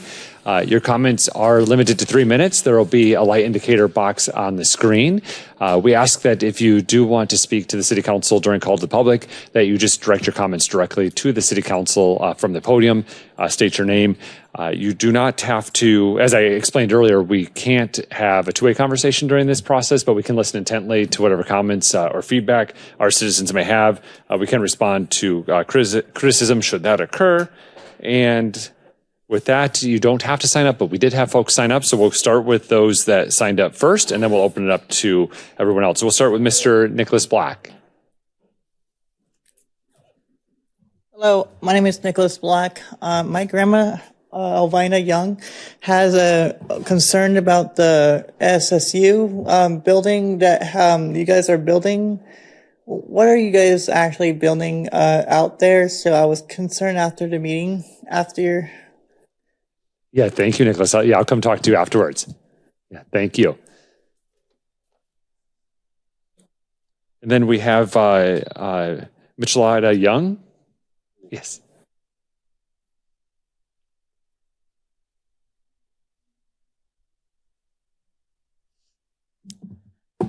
Hi, my name is Michaela Young, and I am a third grade teacher at Starline Elementary. As I'm sure you have seen and heard, the Lake Havasu Unified School District has been a large topic of conversation lately on social media. I wanted to take a moment for you to hear from an educator's side. I feel that being a teacher at the school does earn us a right and an obligation to speak out regarding what we see to be issues in our education system. What is not helpful and what does cause chaos is our community is to have community leaders not involved in the education system speak out on social media on issues that they are not part of.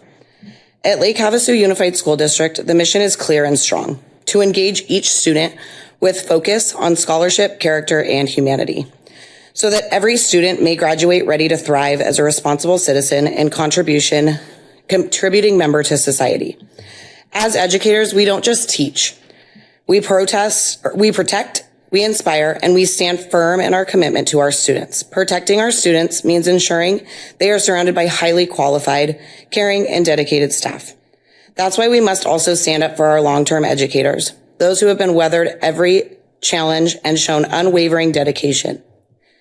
Whether they've been asked to resign or not, we must remind them and our community that they are needed, they are valued, and they are a vital part of our success. At Starline, being a Starblazer means being a protector of our school, a champion for our district, and a believer in the mission that binds us all. Together, we ensure that our vision for every child's future remains bright, strong, and within reach. We are Starline proud. Thank you so much for taking the time for listening. Thank you, Ms. Young. And I apologize for the mispronunciation of your first name. Mr. Nelson, Tim Nelson.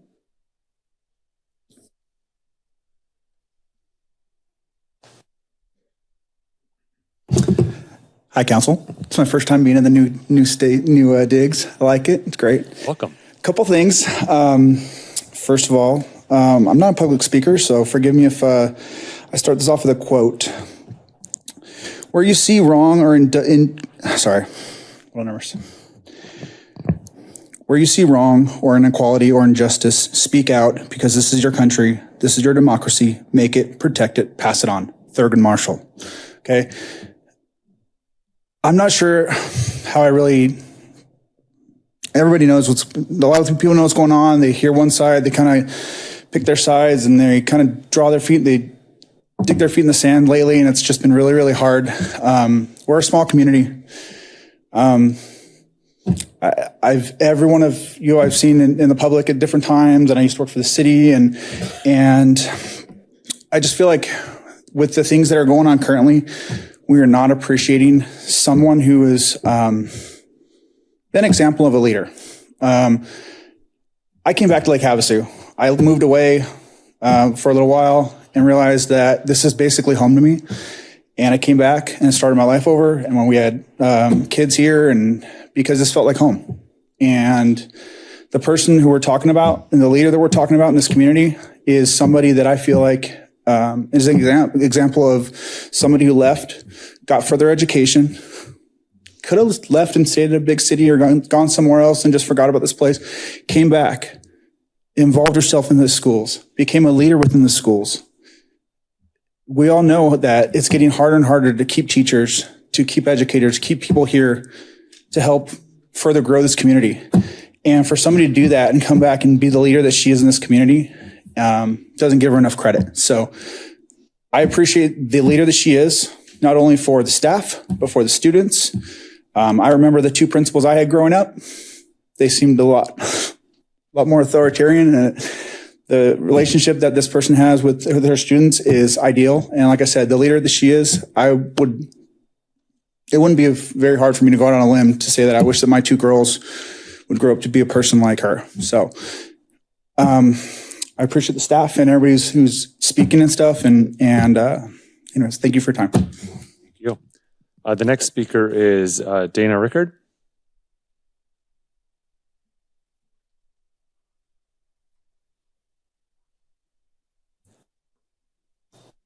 Excuse my nerves. My audience is usually small children. I've always thought a great purpose for the City Council was to support Havasu as a community. But based on posts and conversations that we have to listen to or read on social media, speaking down on Starline staff and our parents looks like the City Council isn't for our city, it's for those who they are friends with. For a council member to immediately go to Facebook before knowing the facts is poor representation of our community, and it's unprofessional. I would like it to go unnoticed that we, Starline, are proud. We have stayed professional. We show up for our students with our heads held high. Sorry.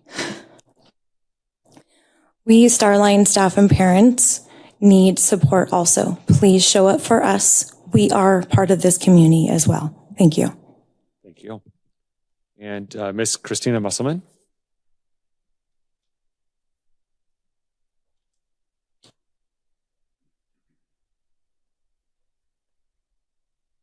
Good evening, Mayor Sheehy and members of the board. My name is Christina Musselman. I'm a longtime resident of Lake Havasu. I'm a graduate from our high school. I chose to come back and raise my family here in this community. I've been an educator in our district for 21 years. I choose to stay here because of the people, the administrators, the families. I feel connected, and this is what I want for my own children. I want people that are going to stand up for them. And so my reason for speaking today is I want to extend my thank you to all of you who support us, those of you that came to Kid City today, and the events that took place to get to Kid City and the hard work that those kids put in. I just want to recognize that you being there for them is important for us, and that shows that we are connected to you as a community. Our Starling community welcomes you.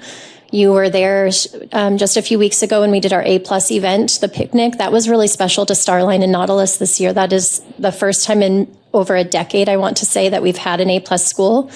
Jamaica has been one as well, but that was really special to our community. And I just want to recognize that you guys support us, and we see that. I also want to recognize that on Friday, this is Dude Be Nice Week for our school. That is something special to Starline. And I know Mayor Sheehy is going to be there on Friday to recognize students, and we're going to be honoring students and their commitment to our community as well. And as educators, I want you to know that we are showing up for them every single day. They are our priority, and I hope you know that. The students in the community are special to us. This is the place where we live as well. We shop in the same grocery stores. We are sending our own children here, and we want to have trust that we feel valued in this community as educators in this community with you. So I want to thank you for your support, and I look forward to working with all of you in the future. And just know that Starline, we need you right now. We need your support because the community is watching. Our kids are watching. And so we thank you. Thank you.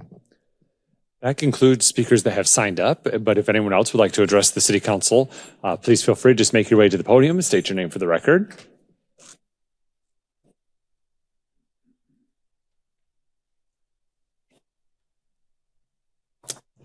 Good evening. My name is Corey Porter. Thank you, Mayor and board members, allowing me time to speak tonight.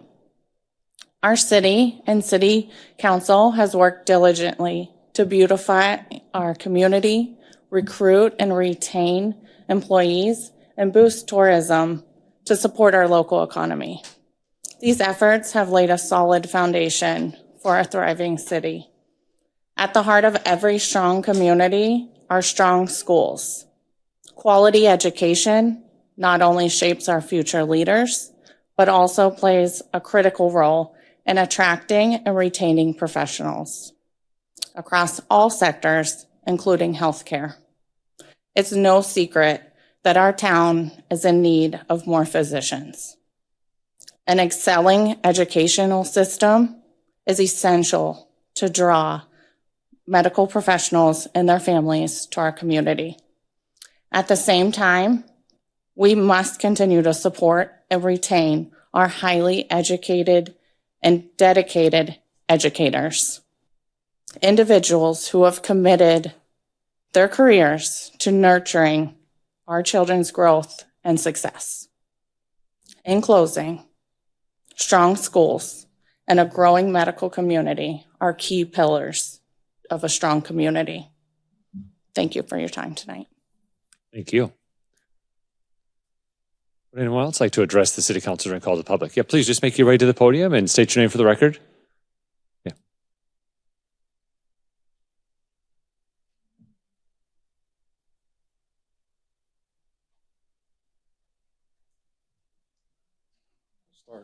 Tim Murray.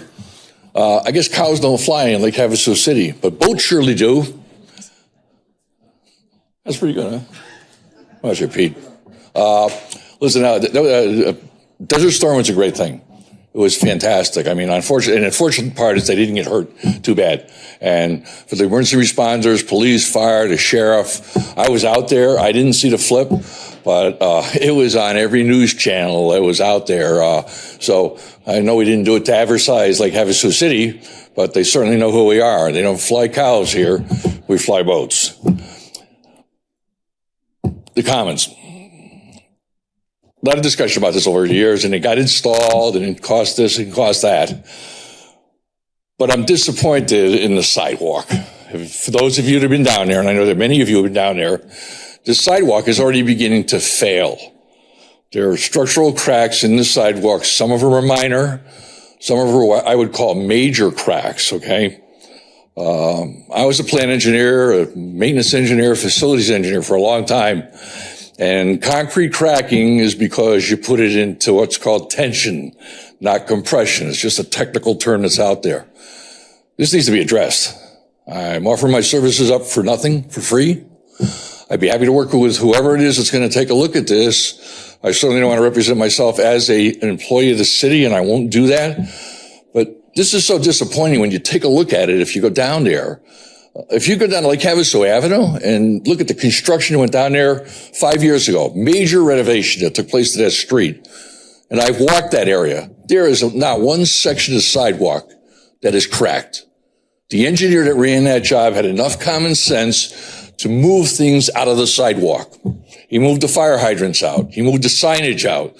The poles that hold the traffic signs up are moved out of the sidewalk. They're in their own structure. Putting stuff around a steel column with concrete, and especially in this area, without proper expansion techniques, is going to get you exactly what you got. And I'm not blaming anybody here. I'm sure you're all disappointed in it. I've had a discussion with the mayor. I talked to the city manager. I don't think any one of us wants to go down there and say, wow, this is fantastic. We paid for concrete cracking in this project. That's not what you paid for. It needs to be fixed, and the city should not pay for it. We didn't do anything wrong. The city didn't do anything wrong at all. Again, go back to Lake Havasu Avenue, major undertaking, run by the city engineer at the time. Go down there. There's nothing in the sidewalk. You walk in the sidewalk, it's a sidewalk. You don't put stuff like steel columns embedded or even encroaching into a sidewalk. It's suicidal from the get-go, and this is what you end up getting. So, Mr. Mayor, whatever you'd like to do, I think that we need to do something, and you guys didn't create the problem. Someone else did. Thank you. Yeah, thank you, Mr. Murray. Would anyone else like to address the city council on this item? I beat the buzzer. Yeah, please, just make your way to the podium and state your name for the record, please. Good evening. My name is Bob Barrett. I'm here because I wrote an article in the paper last week called "$1 Million Mistake. Data Doesn't Support the Light at Jamaica and McCulloch." I did that after a lot of research.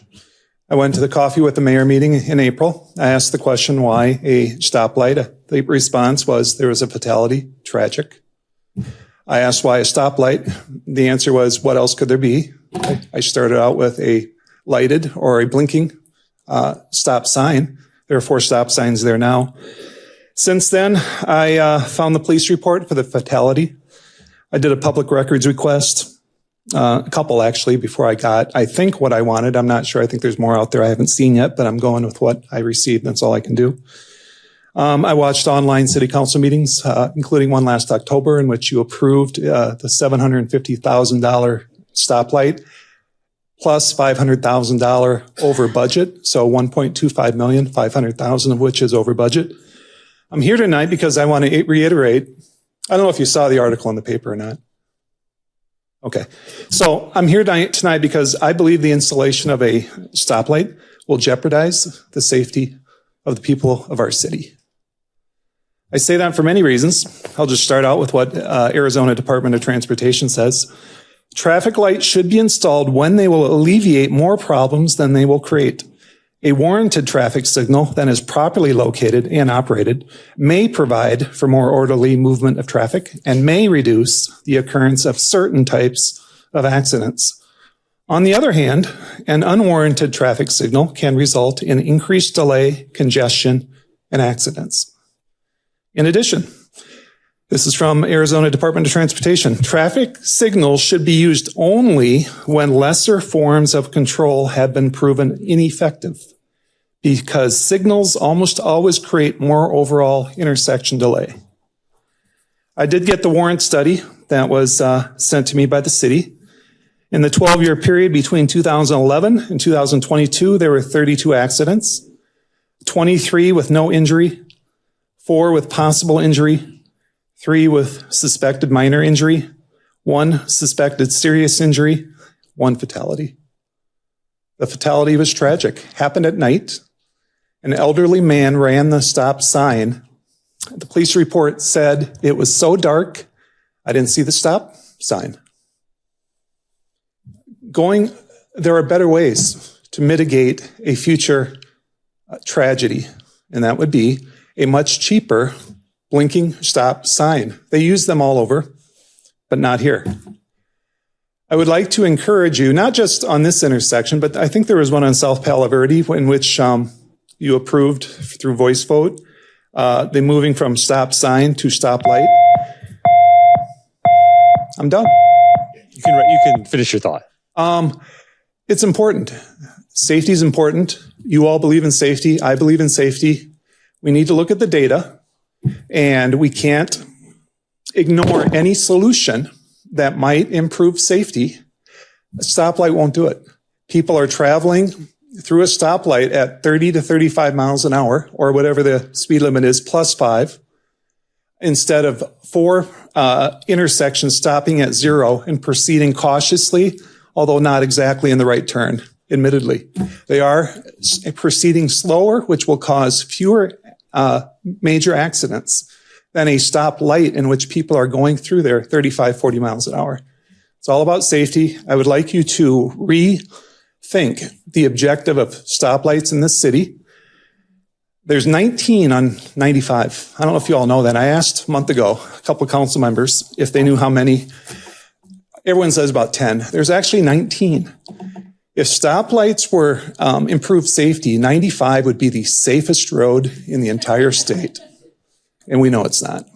Thank you. Thank you, Mr. Barrett. Would anyone else like to address the city council during call to the public?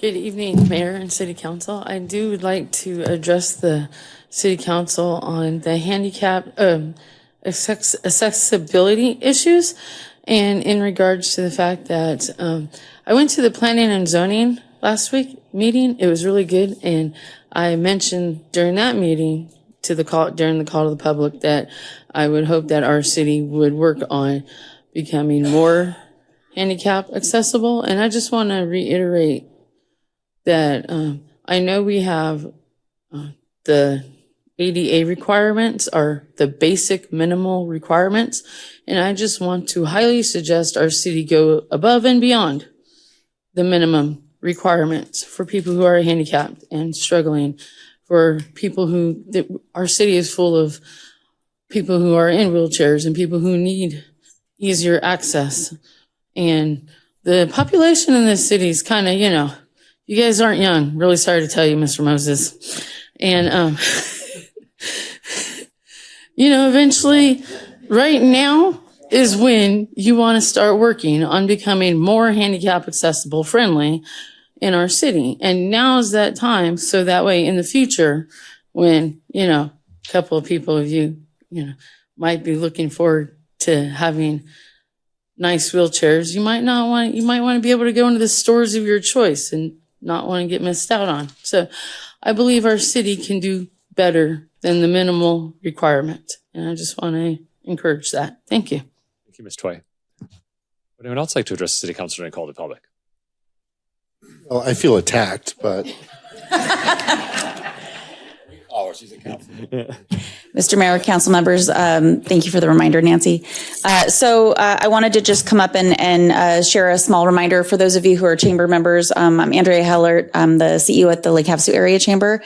We every year get to celebrate businesses, individuals, and organizations around the community at our annual celebration of business. One of the biggest benefits of that is to be able to celebrate people and organizations around the community that go above and beyond to do wonderful things in our community. We know that there's a lot of people in this community that give back regularly and repeatedly because of how much they love this city. So our official closing of our awards was like last week, but I wanted to extend it. We are still welcoming award nominations until the end of this week because our nomination committee is meeting next week.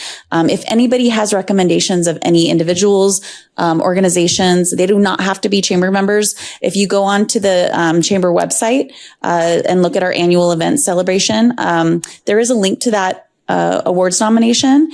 And we do have several nominations in, but we would love to see some additional nominations come in before the end of the week. So thank you for that and have a wonderful evening. Thank you. Mayor, I knew she'd do a better job on the update. Would anyone else like to address the city council and call to the public? All right, seeing now, we'll close the call to the public. We'll move on to item 9, which is our current events. Council committee reports. I will report on behalf of CRISCO, the Clean Colorado River Sustainability Coalition. We did have our semi-annual meeting last week at the Parker Dam, and we had an opportunity to explore the Parker Dam and what that means for our region, as well as meet with other water users up and down the system from Southern Nevada Water Authority all the way down in through Parker. So we had a great meeting. Our annual meeting will be in September here in Lake Havasu City. Are there any other council committee reports? Councilmember Moses? yeah, thank you.